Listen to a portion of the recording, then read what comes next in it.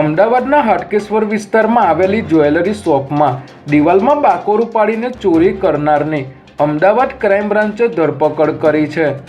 હાટકેશ્વર 4 રસ્તા નજીક આવેલી શ્રી મહાલક્ષ્મી જ્વેલર્સ નામની દુકાનમાંથી દિવાલમાં બાકોરું પાડીને 1.84 લાખના સોના ચાંદીના દાગીનાની ચોરી કરવામાં આવી હતી। ત્યારે ક્રાઇમ બ્રાન્ચની ટીમે સીસીટીવી ફૂટેજના આધારે તપાસ કરી અંધારામાં વજનદાર થેલી લઈને જતા શંકાસ્પદ લોકોની હિલચાલ પર વોચ રાખી આરોપી અશ્વિન ખડિયાને ઝડપી લીધો હતો। પોલીસે રામોલના જામફળવાડીમાંથી તેને ઝડપી લઈ ચોરીનો 100% મુદ્દામાલ કબજે કર્યો છે। નરોડા પોલીસે ગાયત્રી પાર્ક 3 રસ્તા પાસેથી એક શખ્સને 12 બોરની રાઇફલ અને તેના બનાવટી લાયસન્સ સાથે ઝડપી લીધો છે।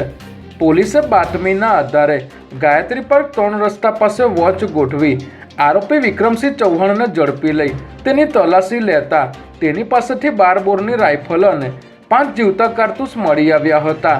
જોકે આરોપીએ પોલીસને છેતરવા માટે હથિયારનું લાયસન્સ પણ રજૂ કર્યું હતું, પરંતુ તે ડુપ્લિકેટ હોવાથી પોલીસે તેને અટકાયતમાં લઈને આરોપીને હથિયાર આપનાર મુરલધાનુ નામના વ્યક્તિને વોન્ટેડ જાહેર કર્યો છે। રાજ્યની સૌથી મોટી એવી અમદાવાદ મહાનગરપાલિકાના બજેટમાંથી મેયરના ખર્ચાના ખોટા બિલો બનાવીને કૌભાંડ કરાયું હોવાની વાત સામે આવતા ખળભળાટ મચી ગયો છે।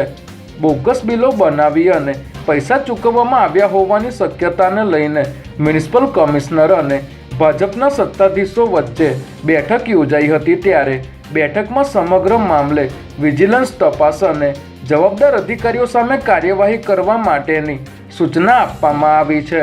આ મામલે નાણાં વિભાગના ચીફ એકાઉન્ટન્ટને સો કોસ નોટિસ ફટકારવામાં આવી છે, જ્યારે અન્ય એક ઉચ્ચ અધિકારી સામે પણ તપાસ થઈ શકે છે।